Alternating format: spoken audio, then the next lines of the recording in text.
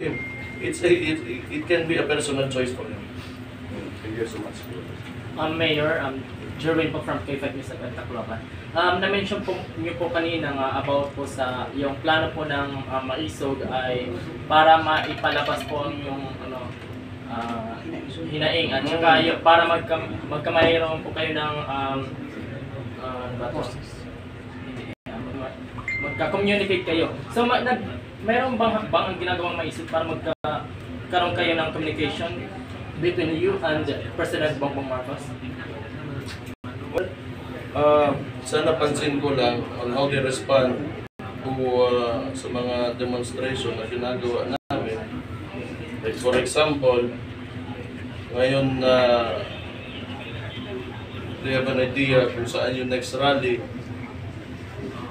I think the only communication that he gave us was he pointed the finger to my father, the former president, na walang nagawa dito sa Tacloban. I think that's his way of communicating to us.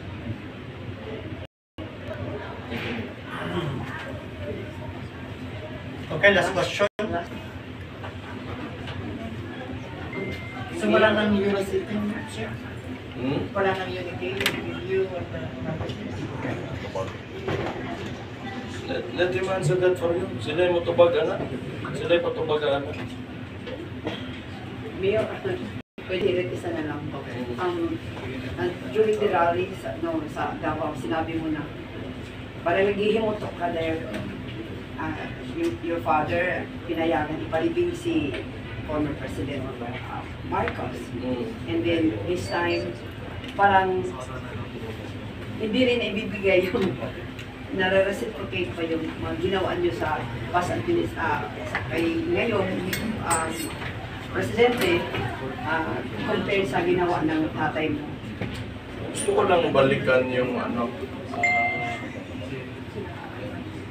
yung mga statements ko when I first came out from January.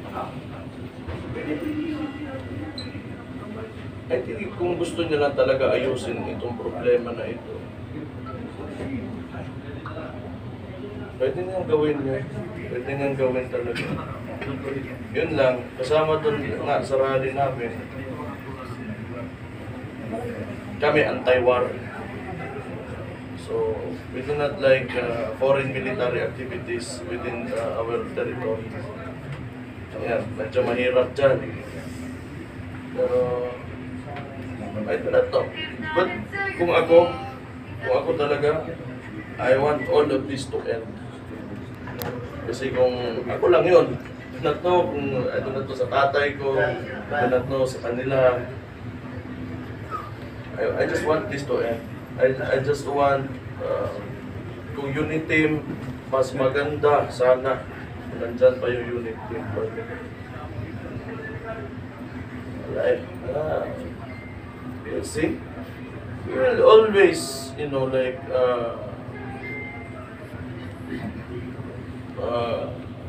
choose peace over conflict.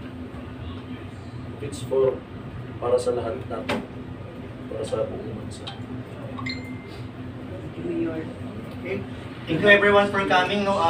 Thank you. Si Mayor kasi KBC sa North Hill. For those media who want to cover, pupunta po tayo doon.